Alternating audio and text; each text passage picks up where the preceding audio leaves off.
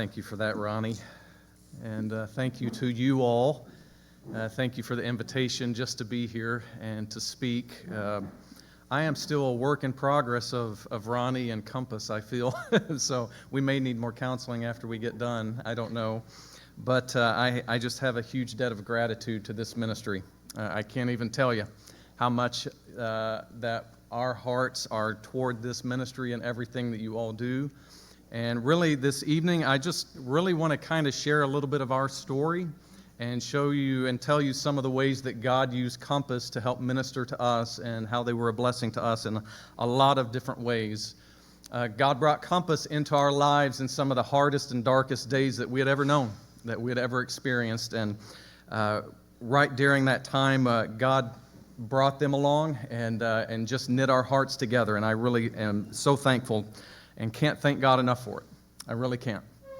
I am, in many ways, I feel like a poster child for Compass. And just, you know, if Ronnie was on a poster anywhere saying, God wants you to go to Compass Ministries, he would be pointing at me saying, Adam, go as fast as you can.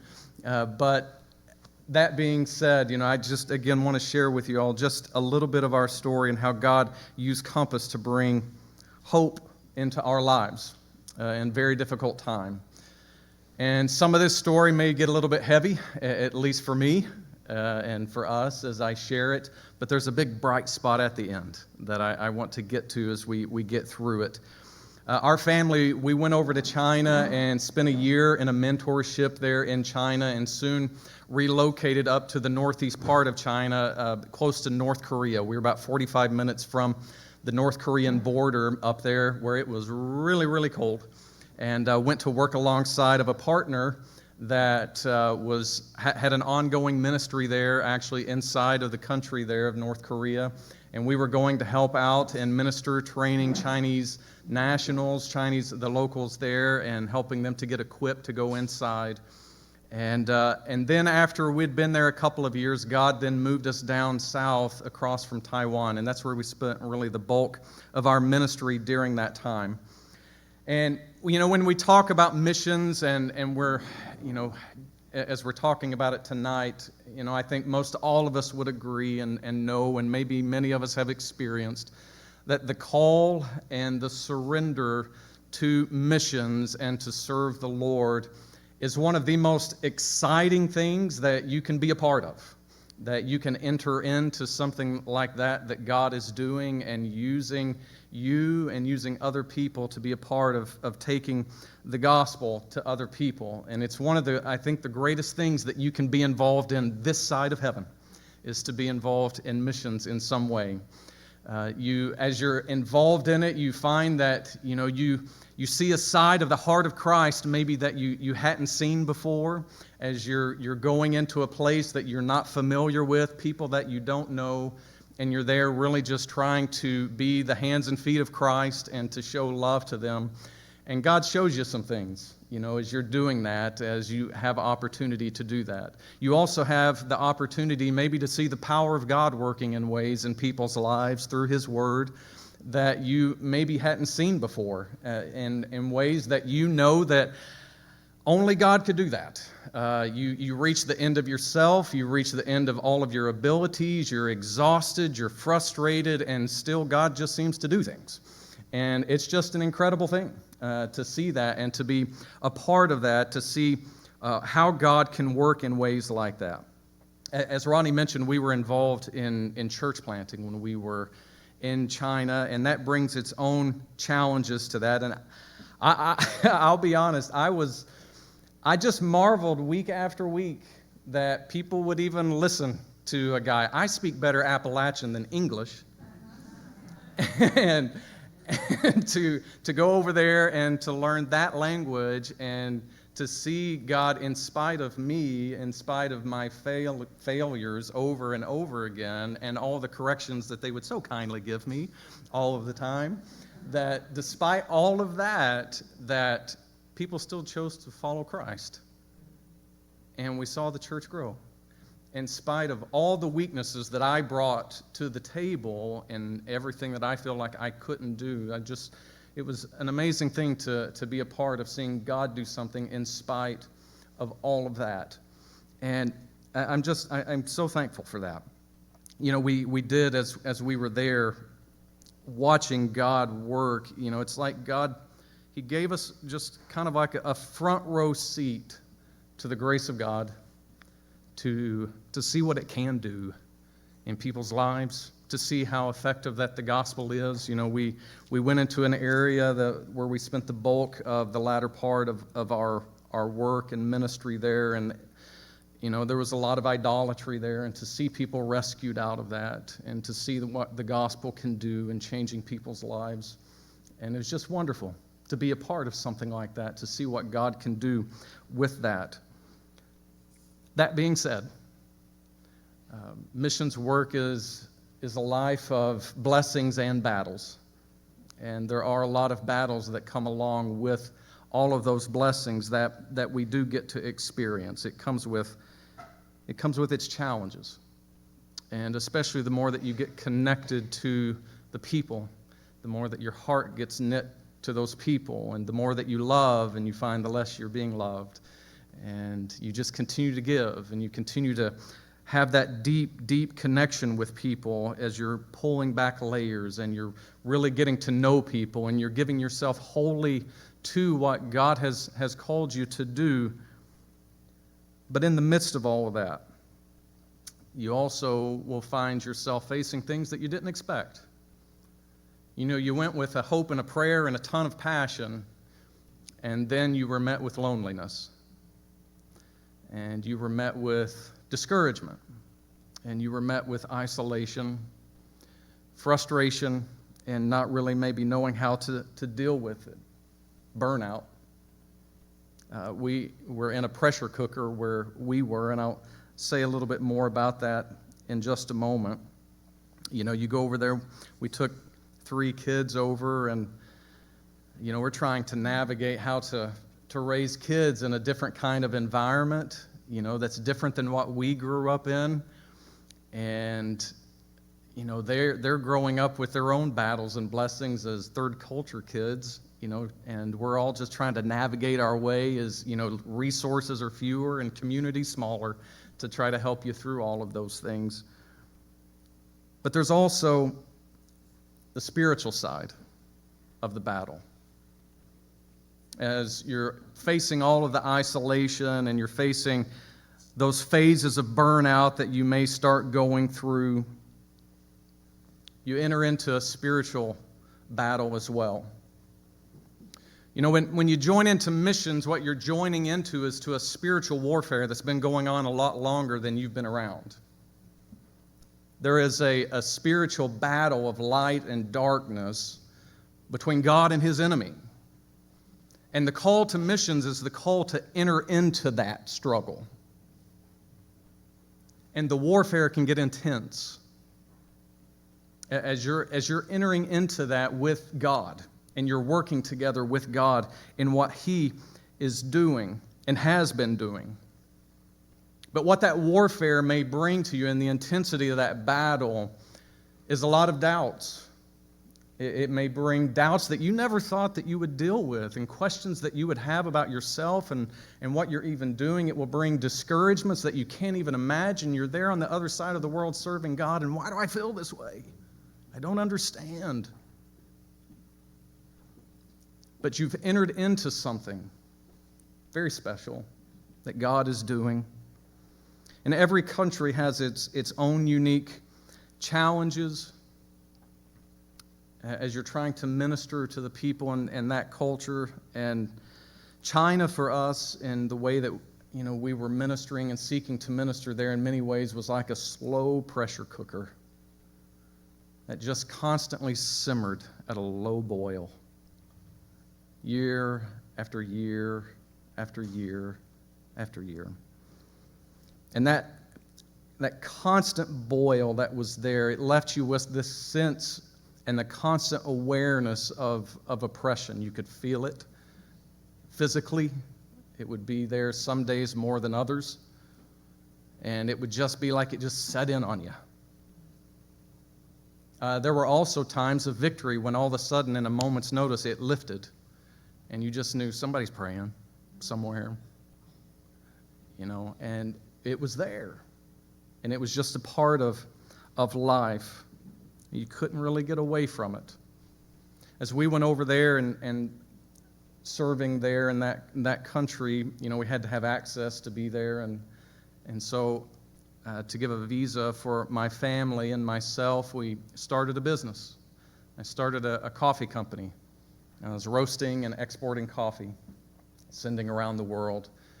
And so in the midst of being bivocational, trying to juggle a new business, getting a business launched, I was also heavily involved in planting a new church, a fledgling church there in another language, and trying to juggle those things and keep them both up in the air. And I didn't do well with it, trying to juggle all of that and all of that life that was going on, trying to run a company at the same time as planning a church, and I was going as fast and as hard as I could.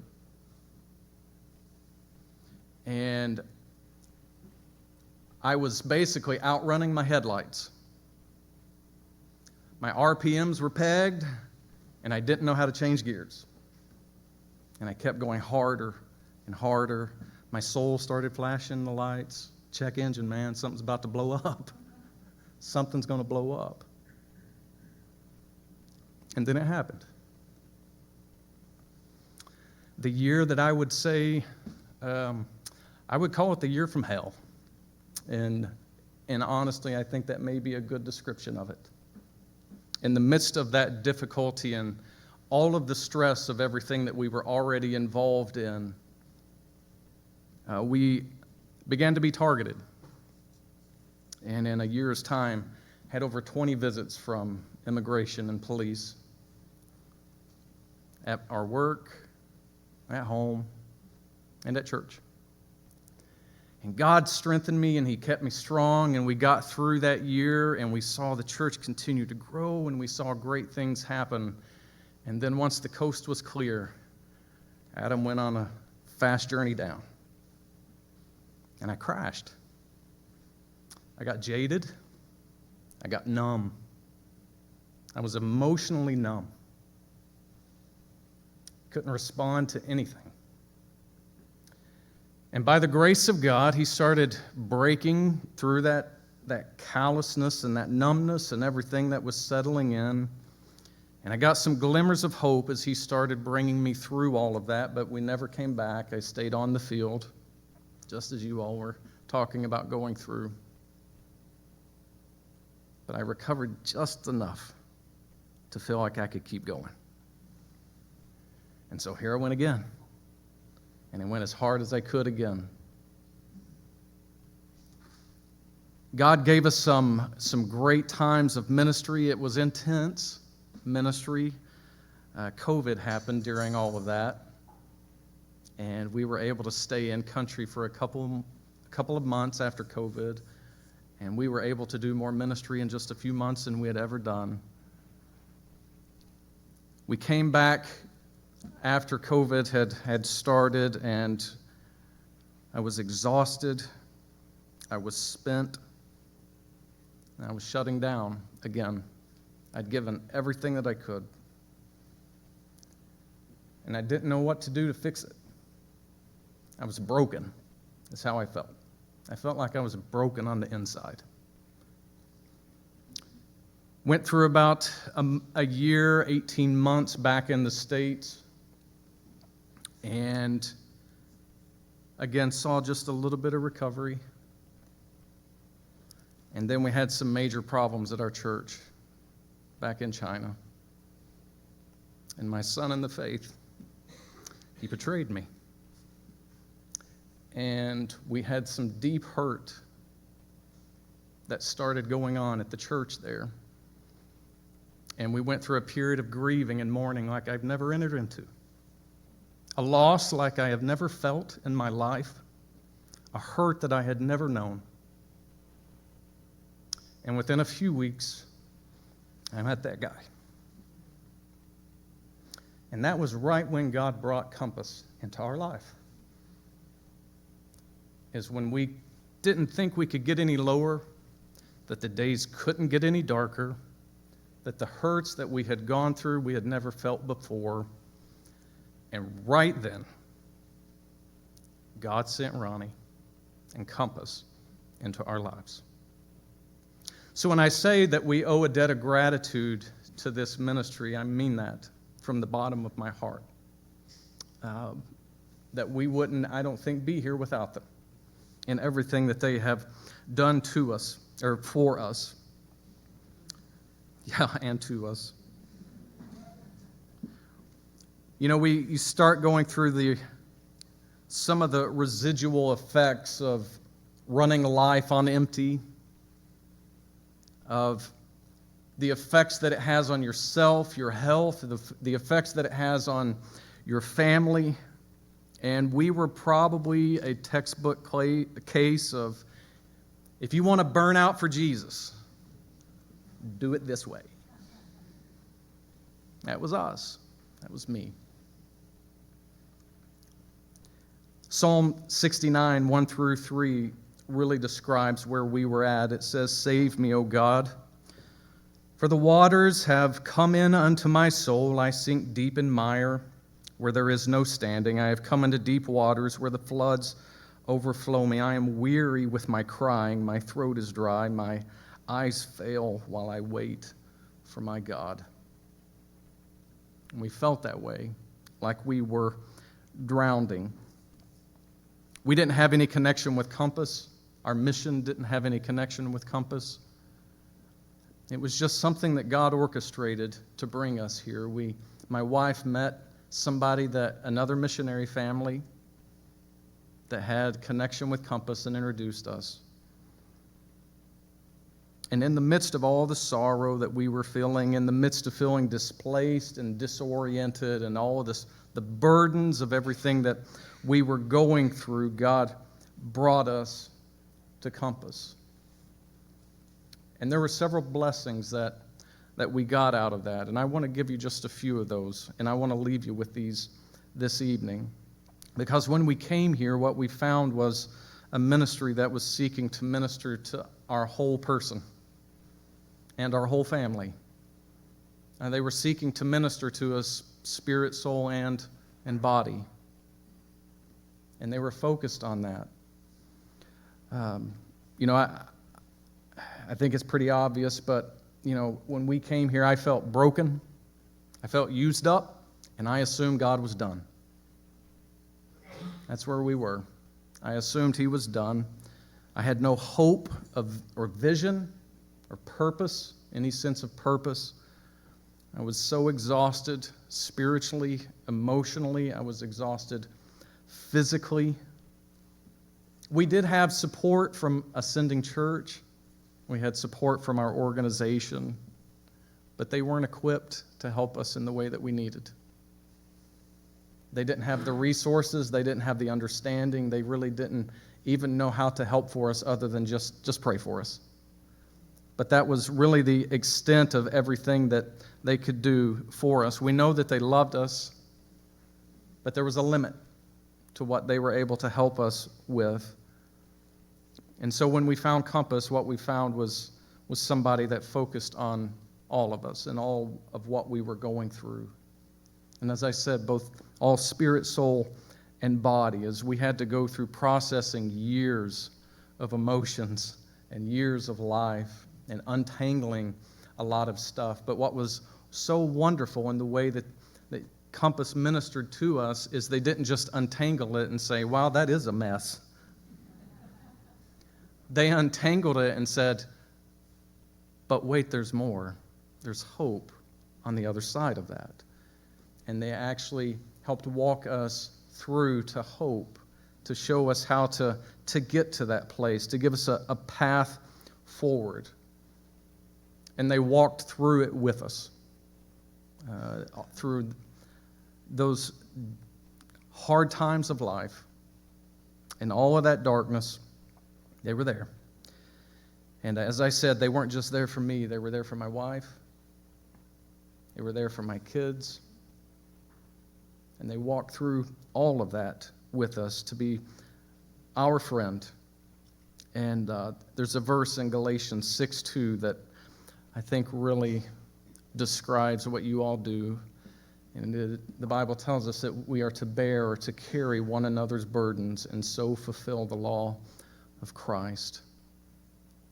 And we found somebody that would help do that, that would come in our time of need and bear those needs with us. So they didn't just minister to our whole person, though, but they also gave us something maybe a little bit unique. They gave us a little bit of a layer or a degree of separation from our support base. And somebody that we could talk to that was really unaffiliated with our support structure.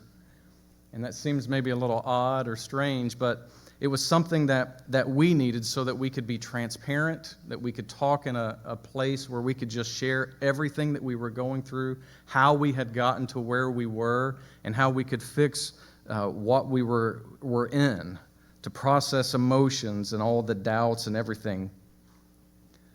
And the difficulty is, when you're talking maybe to a pastor or to an elder or to a mission organization, you may be hesitant to really open up about all of your struggles, even if they're asking, because you don't want to show weakness.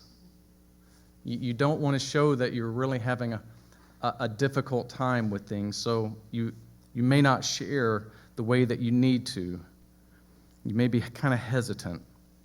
You don't want to risk your ministry. You don't want to risk support. And so you just hold back. Or maybe hold back until it's bad enough to finally say something. But what Compass provided for us was a place where we could be totally transparent and we could talk through things without fear. And we needed that. But there was another thing that we found here as well, and that after we went through that process of healing and God using them in our lives, is they helped equip us with the right tools to keep serving the Lord. And that was something that we needed. Now, it's very interesting. You would think with all the training, with all the, Bible school, seminary training and everything that, I should have a craftsman tool chest full of things that I could reach and grab at just the moment that I needed it to fix whatever problem that I was going through. And I assumed that I did. I thought I had just the right tool for just the right moment. And in theory, maybe. In theory. But they were there to remind us and walk through all of those times of grief and how to get healthy on the other side and how to do it. I don't remember how many times in talking with Ronnie is just the reminder, here's who you are in Christ. Here's what Christ thinks about you. It's the things I say to people all the time. And he's there sitting in the chair just saying the same thing that I say to other people. And I'm sitting there thinking, man, I need to hear this. To be reminded of truth like that, about that Christ is our sufficiency. And then we can just rest in that. Just rest in who he is. Then we go through the phase of analysis, paralysis. I don't know what to do now. Kind of afraid to do anything. And Ronnie was there walking through that with us and helped us start dreaming again. And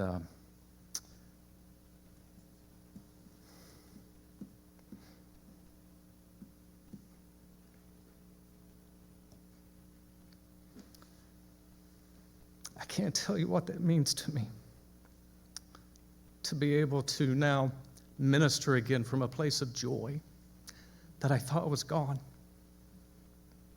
I assumed it would never come back.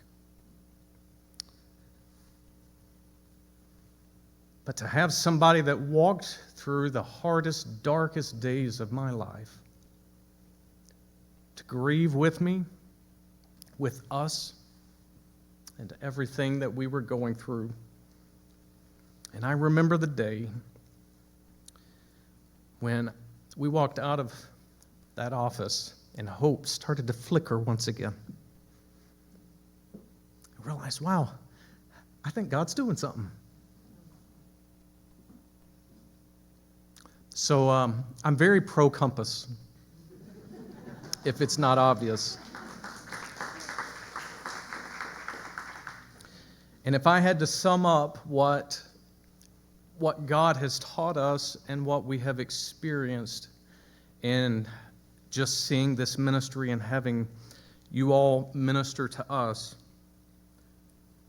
it's the same thing that Ronnie said just a few moments ago. It is that God is a God of hope and restoration. He is a God of hope and restoration. And I want to thank Compass for truly being the hands and feet of Jesus in our time of need. All right, Ronnie.